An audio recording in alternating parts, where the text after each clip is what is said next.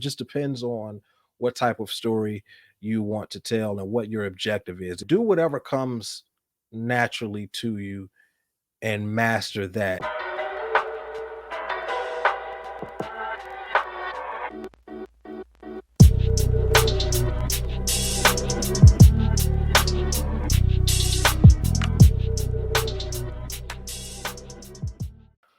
What's going on, everybody, and welcome to the latest episode of Studio Time. This is episode 7, I believe. We've made it to 7 episodes. We got an episode for every day of the week now. Uh, so yeah, that's exciting. Glad to have you guys here. Me and my co-host, Mr. Justin Speck. What's up, man? Not a whole lot, man. I'm excited to talk about film genres with you tonight.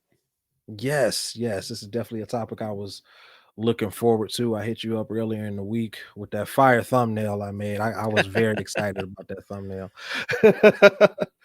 I was watching a video that I was watching earlier this week from a channel that I'm subscribed to on YouTube called Film Courage, and writer Shannon E. Johnson, and she was talking about writers, beginning screenwriters should pick a genre and stick with it at least for the beginning of their careers. And she was saying that because once you pick a genre and you have a pattern of writing this one thing pretty decently, agents will know where to send you and where to send your stuff and who's looking for what.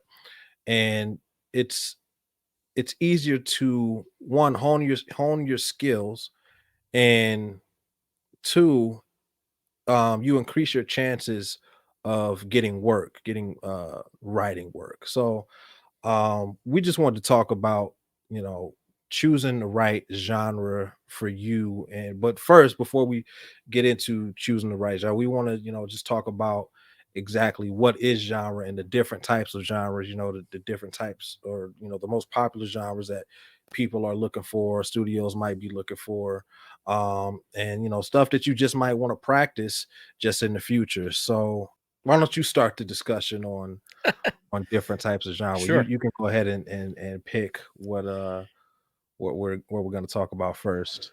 Well, when I hear the word genre, as an ex-Blockbuster employee, I think of the sections we had at the store. So we've got drama, comedy, action, horror, family, and then some stores had a sci-fi section, but there's and then other stores sometimes would have a thriller section, but a lot of times drama and thriller would kind of just get placed together. And that's one of the things I was going to say was I feel like those are the kind of, over the big genres, but then there's like subgenres within that, Correct. Because with drama, like I said, you've got thriller, you could have sports movies as part of genre, or a drama. You could have biopics and romance. Biopics, yeah, exactly. Yeah. Romance, yeah. So drama can be a whole bunch of different things. And then with action, you got superhero movies, you've got science fiction, you've got fantasy, you've got war films, stuff like that. So I mean, there's a lot.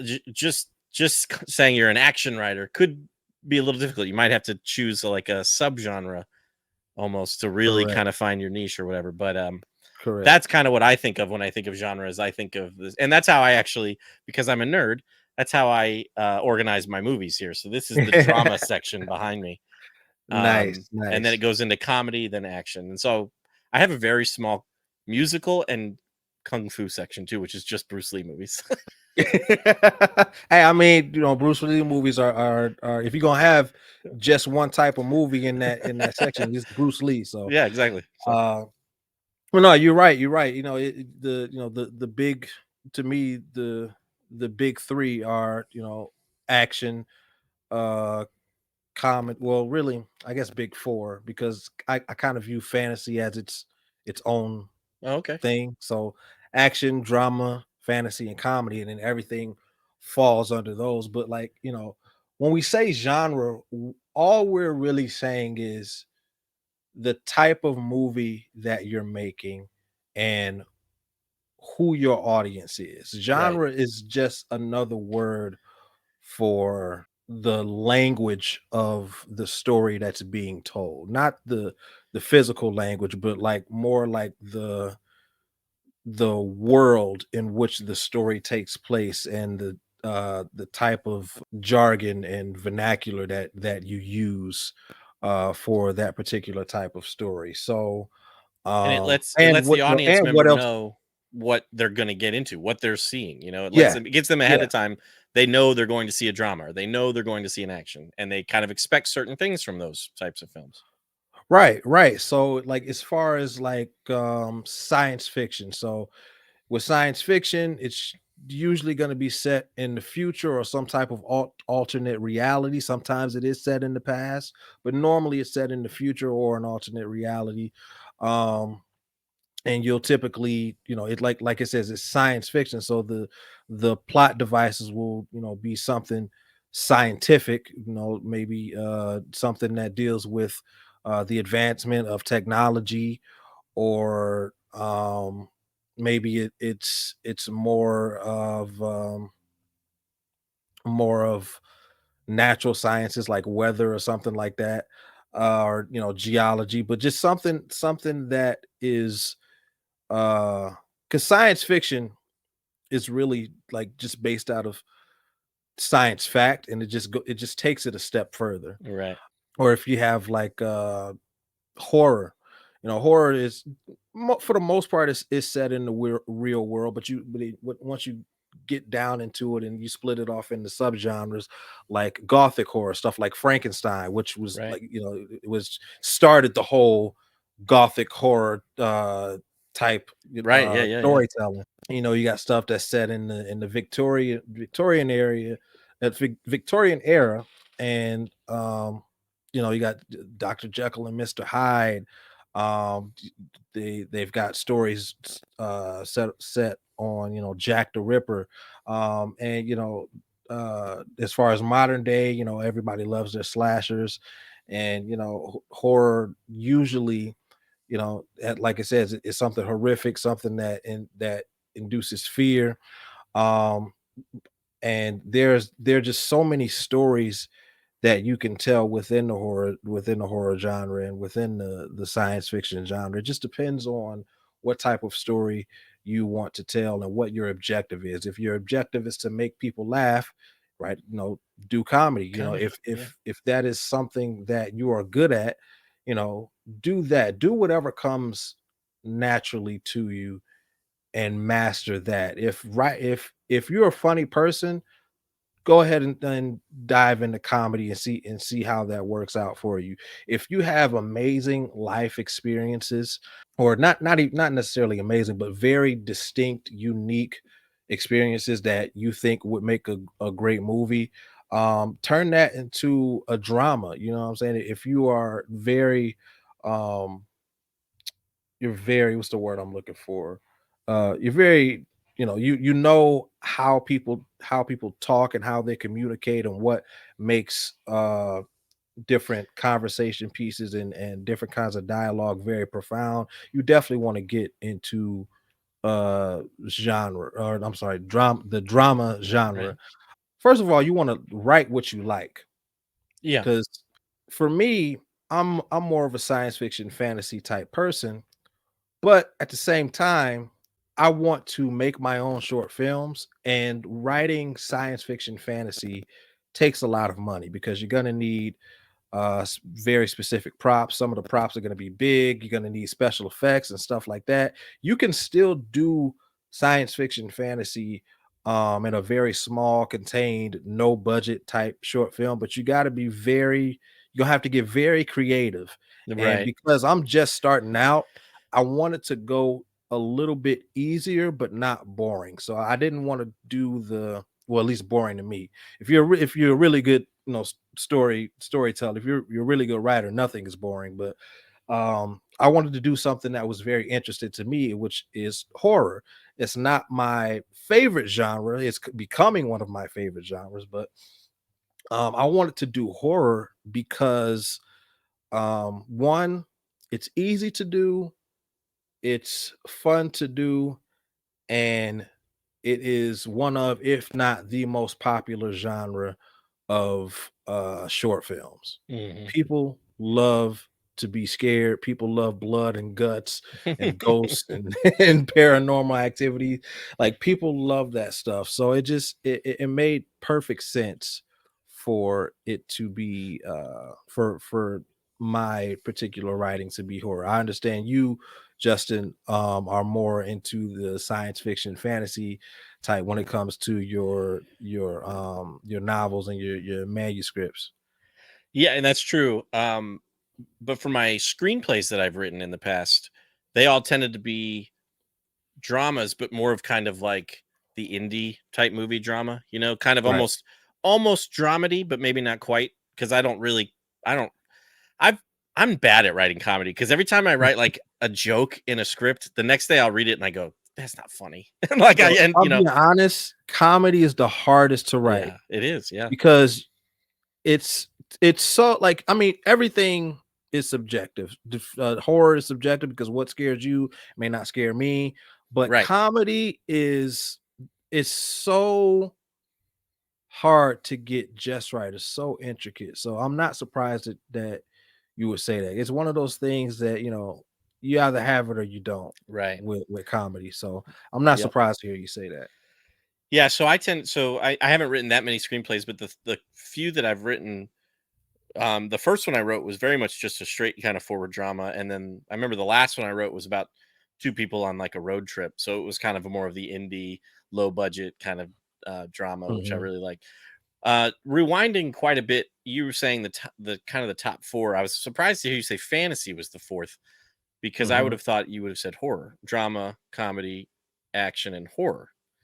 You're right. So do you So I guess put? that we'll just say We'll say 5 then. okay. Yeah, you're right. You're absolutely right about that. Horror is how could I not say that? Yeah. But yeah, horror is definitely in that boat because like I said, fantasy and horror and uh the others, action, drama, comedy, they could be so broad and like everything Right. falls, up up under those. So like with drama, like you said, you can have sports movies, biopics, stuff like that. With you can even go further to thrillers because thrillers are dramas, and then you could go Yeah. further than that into that and have you can have a political thriller or you Right. can have a crime thriller. Right. So you can Yeah. kind of splinter off infinitely Yep. into different genres. With horror, like I said, you got gothic horror, you got slashers, you got my personal favorite, which is ghost story slash haunted house type stuff. Right. So you gotta write what speaks to you and what comes easiest to you, and that usually makes for an interesting story. Because we're beginners, so our stories are not going to be good the first time around. And even the best writers Yeah. have terrible first drafts, but it's not about uh getting it right the first time. It's just getting it out so you Yep. can rewrite. And that's something that you and I both struggle with is rewriting. um Yes. but that we're gonna save that for Another another episode. another episode. But yeah, the horror is just something that I really wanted to definitely take a dive in and explore, because like I said, it's easy to do, it's fun to do, and people love to watch it, man. My first short film, Recovery, was a horror film. um and it really just became or it really just happened out of the circumstances. It was uh this time last year when I decided to do Recovery, because I knew Halloween was coming up. I was like, I'm definitely gonna get some eyes on it Right. in October. And it's just something that me and my friends are always talking about, horror movies and what scares us. And I usually feel like the odd man out because I'm not a slasher guy. Sure. Blood and guts doesn't do it for me, unless the movie has something to say. um but ghost stories, that scares me, and I think it's because of what you don't see rather than what you do see. When you're left to your imagination, that is terrifying because people can think of some really messed up things when when you leave the slate blank like Blank. that. You know what I'm Yeah. saying?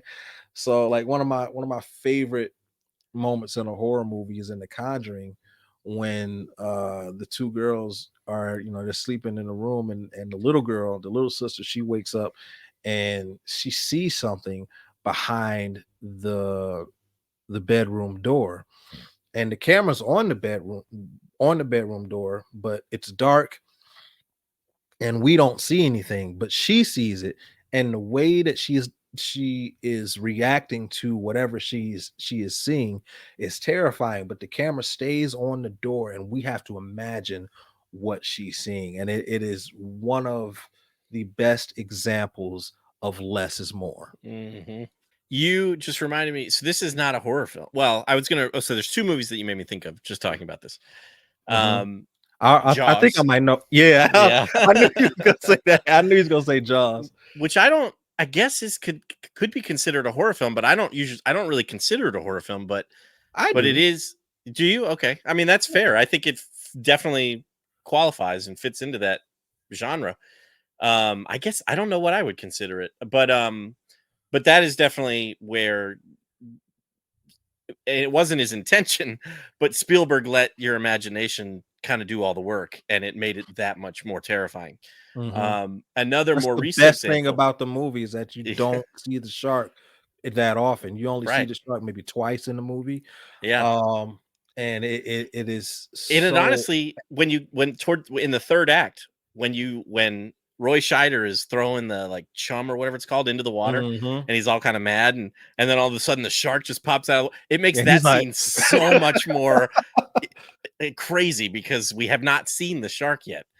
I'm sure Spielberg was all sorts of pissed off filming that movie when the shark wasn't working, but the end yeah. result couldn't have been better. But the other movie that you made me think of just now was the Batman, where the very beginning of that movie, where you Yes. see the criminals and the camera's just slowly pushing in on this dark corridor where you can't see anything, Can't and the see anything. criminals are imagining the Batman being there, and Mhm. that's I mean that is kind of a horror type scene in an action superhero movie that just worked really, really well. Yeah, yeah, I'm glad you brought up the Batman because that's a prime example of less is more because the opening of that, not even just the corridor, but the subway, the subway scene, the the scene where the guy is spray painting on the pillars of the bank, and the spray this the Yeah, the paint can can rolls rolls in the away. dark. Yeah, He's yeah. like, "Yep, that's gone. I'm not going to get that." Yeah, he's like, It's just I it's don't need just that can. it no, I don't need that. I don't need that. I think I'm done tagging for the night.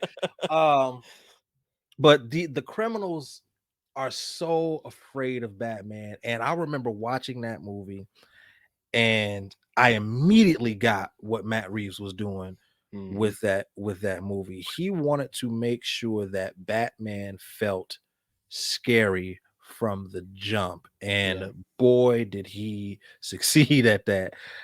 He definitely established that fear tone in that movie. And that that's a perfect segue into what I wanted to talk about next is tone. Tone is very important when it comes to genre, because you can be on opposite ends of the spectrum and still be in the same genre. For instance, superhero films, which is a sub division of fantasy. Um, that I guess they kind of superhero Like films kind of fantasy and marry action. Yeah, exactly. Yeah, fantasy, action, and science fiction. yeah. And Um, sometimes comedy. yeah, and some comedy. So you can have a really light superhero film like Shazam, which Right. that's as light as you can get pretty much. Don't get much lighter than that. But then you can go really, really dark and serious, like The Crow or BVS, and the Daredevil series, which is Right. I mean, that's as grounded as you can be. Yeah, yeah. And it's just so wonderful to be able to uh speak the same storytelling language, but have, different tones. So I guess if you would translate that into like someone's voice, really light superhero films would be like like a soprano. They're really up here.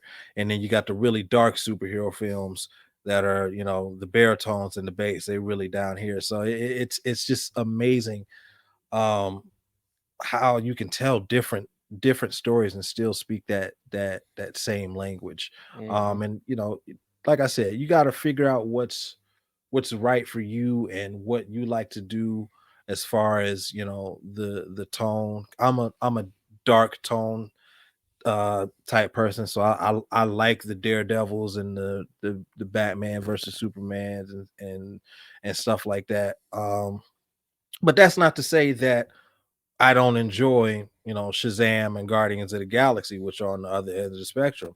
I think they all have their place, but I think that I'm more adept to writing a darker type story. And you just gotta you gotta assess yourself and figure out what are your strengths, what are your weaknesses, and what am I interested in, and what am I trying to say when it comes to choosing your genre. Yeah, absolutely, and I think tone is very important to that, and I think, we've all seen movies where the tone was all over the place. They Hmm. clearly couldn't figure out what kind of movie they were trying to make. I guess, Suicide Squad. yeah, there you go. Yeah, That's one. Suicide Squad 2016. I was also thinking Thor: Love and Thunder. I think a lot of people had an issue with just I don't know if it was so much. I mean, maybe it was the movie, but it was also like if you look at Thor 1 and just how far the character has come and how silly he become, I think that Hmm. was also part of the issue. But yeah, it's when you watch a movie and you're just like, is this supposed to be a drama or is this supposed to be a comedy? Like they Hmm. don't know what they're wanting to do here. It can take you out of it. And so Hmm. I think finding the right tone can be very important. And that's something while you're writing, it might change. Hmm.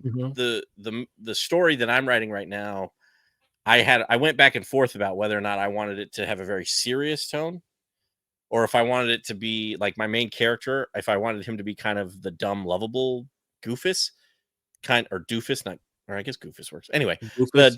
the dumb, You heard it here lovable first. Goofus. Goofus, like Jack Burton from Big Trouble in Little China. Like that's kind of how I was, or Yeah. like Ash from Army of Darkness, that kind of Yeah. thing. Or even Peter Quill from Guardians of the Galaxy. Right, exactly. And that's kind of what I decided to do. I kind of went in that direction, but as I'm writing it, he's become more and more serious. So Hmm. it's something that I'm gonna have to try to really kind of figure out more in rewriting. Yeah. But yeah, It's I mean, it's difficult to balance. Um Going back to Guardians of the Galaxy, James Gunn does a pretty good job at balancing those two types of tones, because one thing that he excels at is character, and specifically empathy for mhm. characters. You feel very empathetic towards James Gunn's characters. He will take a character that no one has ever heard of, no one knows anything about, and by the end of the movie, you will be crying. Yeah. Now, he's known more for his comedy and his very light tone, and his humor. For me, I could take it or leave it. It's funny a lot of the times, but sometimes it feels like it overstays its welcome. But for me, that's a nitpick and a personal preference. I still think he's a fantastic storyteller, great filmmaker, and it takes a lot of practice um to balance those tones. It takes a lot of practice to marry a serious subject matter told through a comedic lens. You know what I'm saying? Right. So Yeah, yeah. um until you get to that point, I think that we should I'm just speaking for writers, beginning writers in general, but we should, try to focus on establishing the one tone first before we start playing with other tones. Because I'm not Right. strong at comedy either, so I'm trying to keep it fairly serious for what I'm doing. Sure. But at the same time, I don't want to be repetitive. I don't want to keep telling the same story over and over again. So, like the short film that I'm working on now, without getting into too many spoilers, because it is going to come out relatively soon, in a couple months. This is going to be it's still going to be horror, but it's going to be more of a thriller than than a ghost story type movie. It's still in that horror realm, and I'm still, operating in my lane, Right. but I'm, trying some different things out, trying some different type of visual storytelling. Um and this is going to have a lot less dialogue than my first short film. My first short film didn't even have that much dialogue, but this is going to Right. have almost no dialogue. So I because I want to really focus on the visual storytelling with with this one. And that's another thing. You gotta like I said, you gotta figure out what you're good at, figure out what you're bad at. And um for me, in my first short film, I was I had a few lines of unnecessary exposition. So I was like, what if I just try to tell the story visually without any words, without any conversations? What how can I hone my skills as a storyteller without having to tell the audience what is happening? Because that's like a cardinal sin Right. in in screenwriting. You show, don't tell. So yeah, I'm just really really excited on working on my skills and trying to hone my horror writing skills, um until I can get to that point where I can introduce other genres into that, and maybe switch it and do a completely different genre. But I'm not necessarily at that point just yet. Yeah. Well, and I think, we were talking about right what you're good at and right, um you need to also work on what you're bad at. And so I Yeah. think there is something to be said for sticking to one genre, staying to one lane, Mm-hmm. because when you get really good at that, then obviously you would have a better chance at selling things and whatnot. Mm-hmm. But if you want to branch out from that at some point, you're going to have to obviously work on that other stuff. So, Right. maybe while you're working, let's say horror genre, for example, while you're working on your horror scripts on the side, maybe you're working on some comedy scripts or something, just Mm-hmm. to try to kind of hone those skills too. I think it's Mm-hmm. smart to branch out and work in other genres that you're not as comfortable in to get better at that. And then Right. then you can even maybe write a horror script that has some comedy elements to it, or it's this Right. type of thing. So Right. I do think it's important not to just completely set aside those other genres, but to still work on them, but maybe as kind of side projects or something. I don't know. Yeah, absolutely, absolutely. Kobe Bryant, he when he was a kid playing basketball, he wouldn't work on what he was good at because he'd already mastered it. He would work on what he wasn't good at. He was like, my peers, the other kids, if they were shooting, if they were shooters, they would work on shooting that summer. I wouldn't do that. I would work on dribbling with my offhand because I wasn't good at that. So when he came back in the next school year, the next season, he was that much better than them because he worked on the stuff that he wasn't good at. Nice. But on that same token, he had to master what already came easy to him first. First. Yeah. So master what you know before you work on what you don't know. Because I do have some other scripts that are outside of the horror genre, but I'm not actively working on those right now. I'm Right. actively working on the horror scripts right now. So I mhm, remember you saying you weren't a huge fan of slasher films. mhm, There's so when I was living in California, my roommates were or still are makeup effects artists for films. mhm. They did a lot of indie films, and they're starting to get kind of bigger. They worked on something recently that I'm not going to remember what it was. It was there was like a Hellraiser sequel recently, right? Like a couple years ago. I believe it was last year. Yeah, Yeah, I think last they worked fall. on that.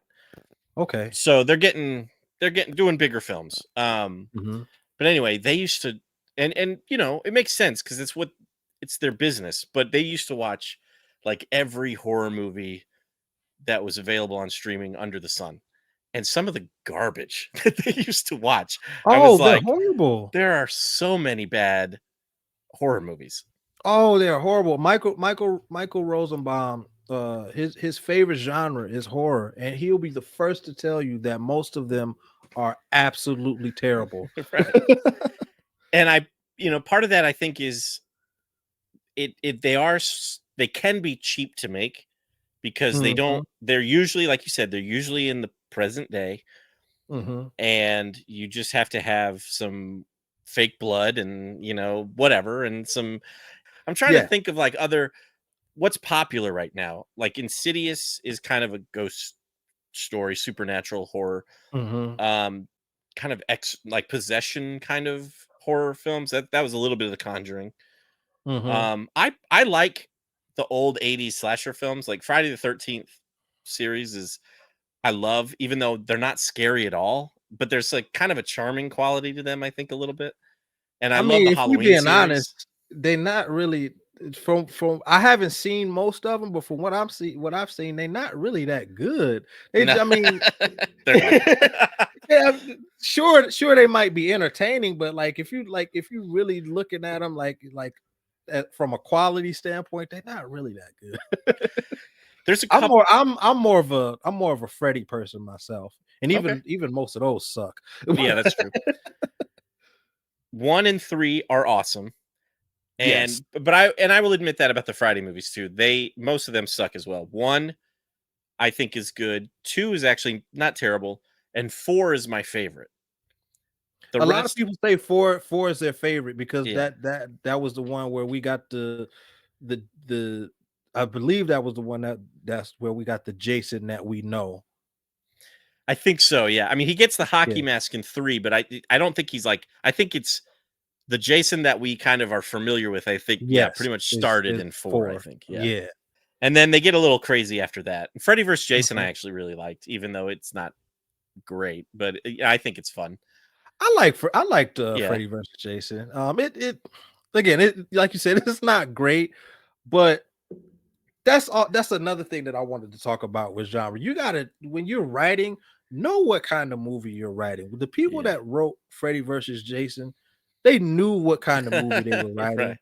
Like, and we're not trying to make this the best Freddy film. We're not trying to make this the best Jason film. Jason We film. just want people to see Freddy versus Jason, and we Right. got that. Some people wanted a little bit more of that. I was happy with what we got. I thought it was a satisfactory movie. It wasn't anything to write home about, but it was satisfactory, and that's how I feel about New Nightmare. I actually really like New Nightmare, but I understand why people don't really care for it. I just like that they took it in a new direction. But I went on a little bit of a tangent. But you got to know what kind of story you're going to tell, and that's going to help you choose your genre. If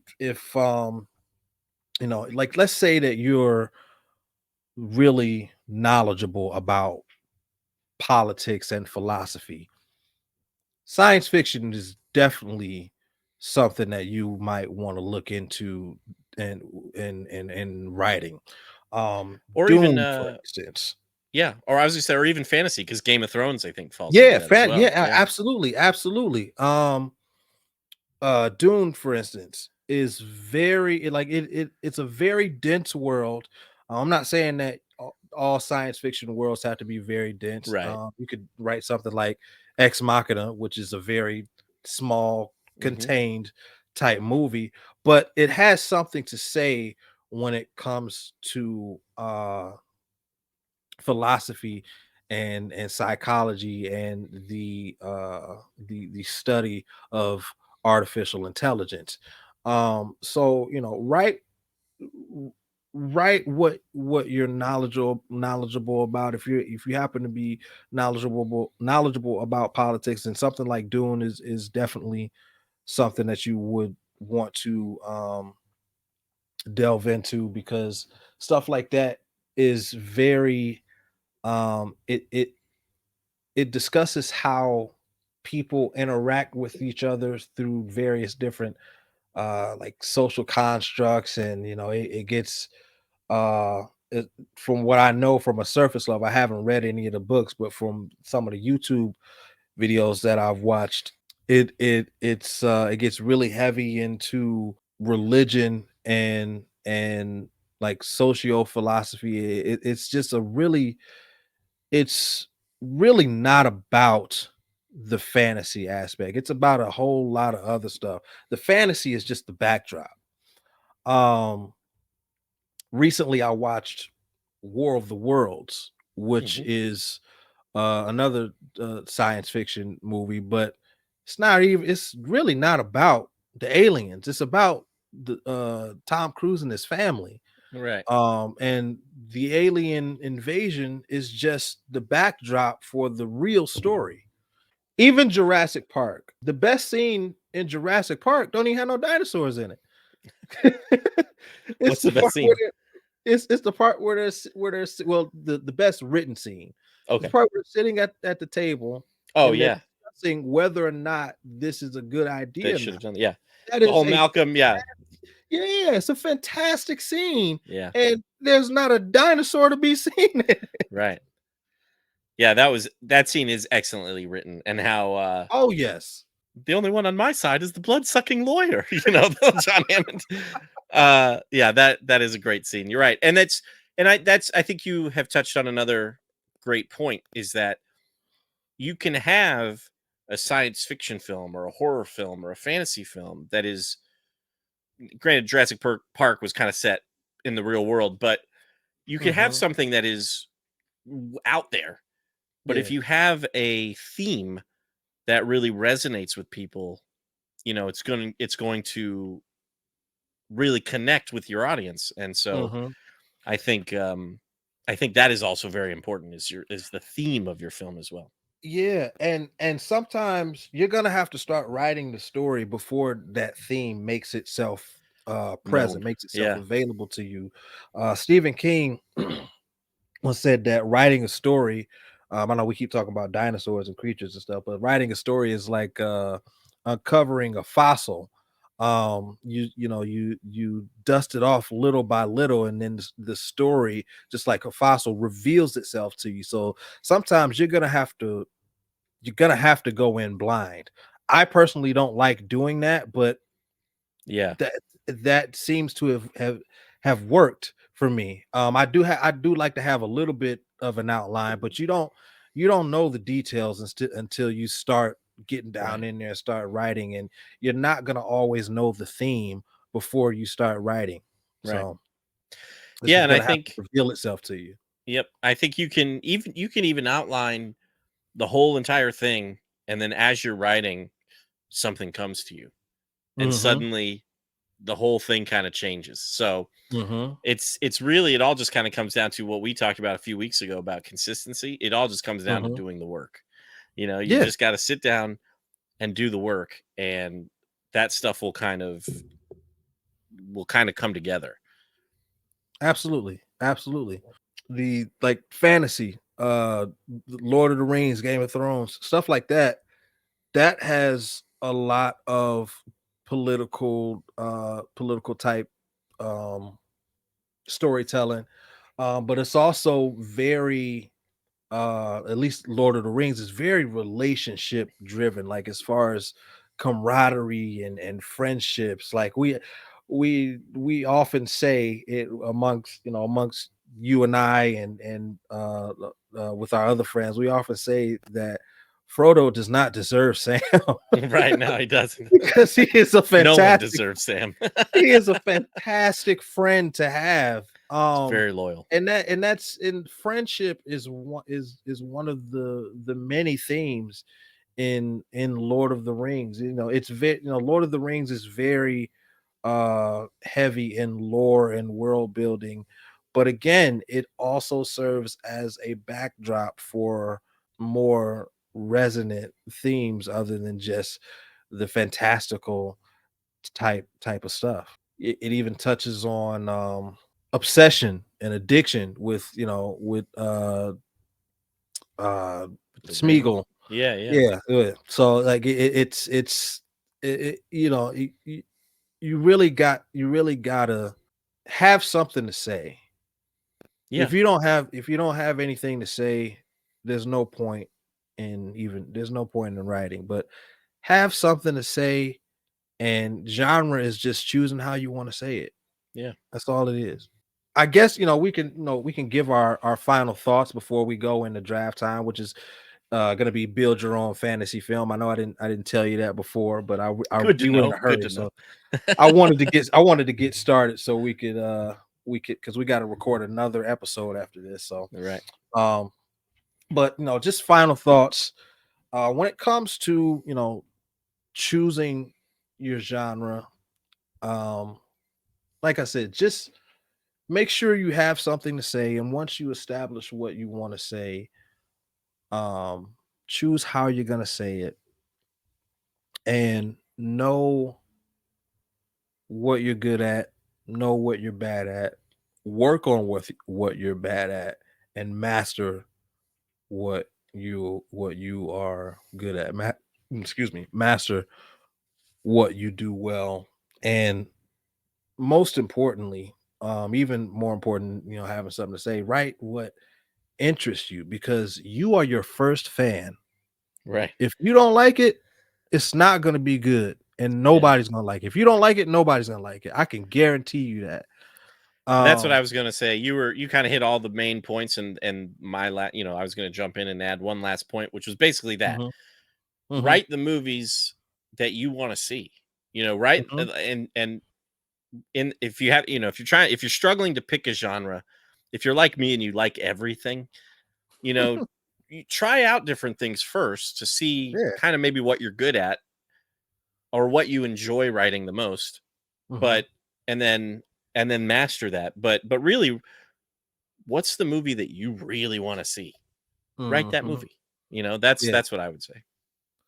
So I would say, you know, just as an exercise, you know, go through a list of like your top 10 favorite movies, and you'll see that half of them are going to be the same type of movie. Yeah. Write that movie. Yeah. Write that book. You'll go through your top 10 favorite books. Half of them or more are going to be the same type of book. Write that book. That's your homework. That's your homework. But moving along to draft time, we're going to build your own fantasy film. So you know how we do it. Normally, you know, we would do if we had a guest, the guest would go first. The guest, we don't have a guest this week. It's just me and Justin. I think Justin, you went first last time. I'm gonna I go did. first So this time. you go first this time. When we're doing these BYO films, it's director, lead actor, supporting actor, or I'm sorry, yeah, yeah, director, lead actor, supporting actor, writer, composer, right? Correct. Yeah. Okay. I couldn't remember the order, but I don't think it matters. Yeah, I don't think it matters either. I think we may have done director writer first last time, but Director, writer. Yeah, yeah, I we'll don't do it a doesn't matter. director, writer, lead, supporting, composer. Okay. All right. Sounds good. Cool. Fantasy film. Not gonna go with the obvious because I feel like that's cheating, but you know, Justin's probably gonna pick him anyway. Uh but yeah, fantasy film. I am going to pick someone who has yet to do a fantasy film. I think maybe they've done one. Um, but I'm gonna go with Sam Mendes. Interesting. Yeah. Wow, I'd really love to see a fantasy film from him. That would be really, really That would be quite intriguing. Yeah. Because I was thinking of 1917, Yeah. specifically the the scene where the main character is in the ruins, Hmm. and like the way that scene is lit up, and like I would love to see that that type of scene in a fantasy Hmm. setting. So That's cool. All right. Sam Mendes for my director. So who's the obvious? Is it Peter Jackson? Yes, you said Okay. you. Yeah. I Yeah. mean, Yeah. you just said it. So I'm not going to go with Peter Jackson because, and actually, I'll tell you who I was going to go with, but your choice has actually inspired me to go different. So I was going to Okay, go with Guillermo del Toro. nice. Um, That would have been a great choice. yes, I agree, but I think I'm going to go with somebody who's never done a fantasy film, at least not that I know of, but who's somebody who I think would do really well, and that's James Mangold. Ooh, I yes. Technically, think he has does a fantasy film with Wolverine, but okay, yeah, if you um count the superhero genre, Wolverine and yeah, Logan, but I'm thinking more of high sword and fantasy. sorcery type Yeah. fantasy. Hmm. Yeah, That's a good one. James Mangold. Let's see, we do a writer. I think I'm gonna go with the tag team, Christopher Marcus and Stephen McFeely. interesting. All right, yeah, that's a good choice too. Yeah, they Um, always seem to do it for me, yeah, especially in the MCU. yeah, they do. Yeah, yeah. Okay, I got to think about this one. Give me just a second. I'm looking at my movies here to kind of get some inspiration. It's Um, cheating. You're cheating. uh, who would I pick? You know what? I'm just gonna go with a acclaimed screenwriter who has written all sorts of different movies. Some he's not, you know, consistent, I guess you could say, across the board, but he's also made like a bajillion movies. So some not going to necessarily be amazing, but I'm going to go with David Kep, who he co-wrote Jurassic Park and he wrote Spider-Man amongst many other things. I think he wrote War of the Worlds, I think, or at least co-wrote it. He did write Indiana Jones and the Kingdom of the Crystal Skull, but I don't blame him for that. I blame George Lucas for that because he had to go off George Lucas's story. Um, Yeah. but he is a fantastic writer, and I think he would. It might end up. No, I don't. I wouldn't. I don't want to say that, but I think he would be good. I don't know if it would be mind blowing, but I think it would be good. Hmm. Okay. Okay. See, my fantasy film. Yours is sword and sorcery, right? Yeah, that's what I'm My thinking. fantasy film is gonna be more superhero-ish. Okay, So I'm thinking more Lord of the Rings. yeah, yeah. And I'm thinking Infinity War. Gotcha. Lead actor. Hmm. Decisions. I mean, we could go with literally anybody. But my lead actor, I'm gonna go with someone who rarely disappoints. And has been credited with saving movie theaters, and that is Tom Tom Cruise. Cruise. That's a good choice. Yeah. There was wasn't there like, well, I don't know if it was a rumor or if it was just fan casting about like if Avengers had been made in the 90s, he would have been Tony Stark or something like that. Yeah, he was the studio's first choice before Oh, okay. Robert Downey Jr. everybody went to bat for Robert Downey Jr. So Nice. That's a great choice. So for me, for my sword and sorcery fantasy film, this name popped into my head and I can't seem to think of anybody else. But I think I would love to see Colin Farrell in like kind of a dark, gritty fantasy film, you know? I think he'd be pretty good. nice, Yeah. nice. All right, Supporting so I actor. got Tom Cruise as my leading man. He's gonna be a straight man, Okay. so I need my funny guy.